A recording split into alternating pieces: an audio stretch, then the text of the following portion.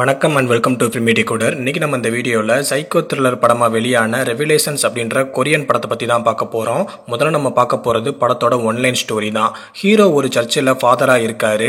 அந்த சர்ச்சுக்கு ஒரு நாள் சைக்கோ ஒருத்தன் வரான். அந்த சர்ச்சுக்கு வர ஒரு பொண்ணை ஃபாலோ பண்ணி தான் அவன் அந்த சர்ச்சுக்கு வந்திருக்கான். ஹீரோ அந்த சைக்கோவை பார்த்ததும், யார் நீங்கள், இதுக்கு முன்னாடி உங்களை இங்கே நான் பார்த்ததே இல்லையே, இப்போ தான் புதுசாக வரீங்களா, சரி ஃபார்மில் உங்களோட டீட்டெயில்ஸை ஃபில் பண்ணுங்க, அப்போ தான் நீங்களும் எங்கள் சர்ச்சில் ஒரு மெம்பராக முடியும் அப்படின்னு சொல்லி ஒரு ஃபார்மை ஹீரோ சைக்கோ கையில் கொடுக்குறாரு.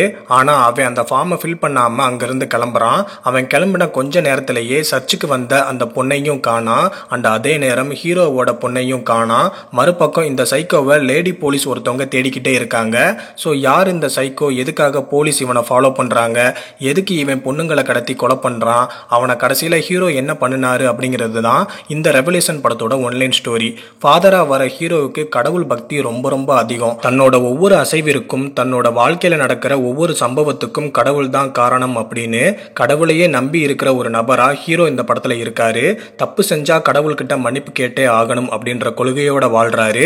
அதுலயும் குறிப்பா ஒரு சீன்ல தப்பு பண்ண அவரோட ஒய்ஃபை மன்னிப்பு கேட்க வைக்க அவர் பண்ற டிராமா வேற லெவல்ல இருந்துச்சு. அண்ட் அதை தவிர பாத்தீங்கன்னா சைக்கோவை கண்டுபிடிச்சதும் அவனை ஹேண்டில் பண்ற காட்சி ஆகட்டும், காணாம போன குழந்தை திரும்ப கிடைக்கணும் அப்படின்னு எல்லாரையும் கூப்பிட்டு வச்சு பிரேயர் பண்ணும்போது அவரோட ரியாக்ஷன் ஆகட்டும் எல்லாமே சூப்பரா இருந்தது. லேடி போலீஸா வர ஹீரோயின் சைக்கோவை எப்படியாவது கண்டுபிடிச்சு அவனால தன்னோட சிஸ்டருக்கு ஏற்பட்ட கொடூரமான சம்பவத்துக்கு அவனை பழி வாங்கணும் அப்படின்னு காத்துக்கிட்டு இருக்காங்க. அதாவது பாத்தீங்கன்னா அடிக்கடி ஹீரோயினோட சிஸ்டர் கோஸ்டா வந்து அவனை எப்ப கண்டுபிடிப்ப, எப்ப பழி வாங்குவ அப்படின்னு சொல்லி ஹீரோயினை டார்ச்சர் பண்ணிக்கிட்டே இருக்காங்க. அதர்வைஸ் ஹீரோயினோட ஆக்டிங் சூப்பரா தான் இருந்துச்சு. பட் ஹீரோயினுக்கும் அவங்களோட சிஸ்டருக்கும் இடையில இருக்கிற எமோஷனல் பாண்டிங் ஒர்க் அவுட் ஆகல. அவங்களோட பாண்டிங் பிளாஷ்பேக்ல டீடைல்டா எக்ஸ்பிளைன் பண்ணியிருந்தா நல்லா இருந்திருக்கும். வில்லன் கேரக்டருக்கு கரெக்டான ஆளை சூஸ் பண்ணியிருக்காங்க.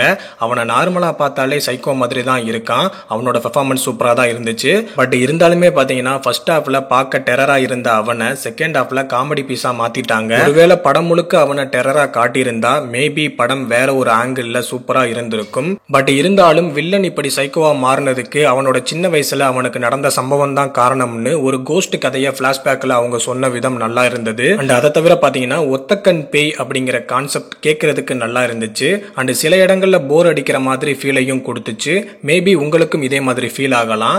ஒரு ஆங்கிள் படத்தை பார்த்தா கோஸ்ட் படமாவும், இன்னொரு ஆங்கிள் படத்தை பார்த்தா கிரைம் த்ரில்லர் படமாவும் இருக்கு.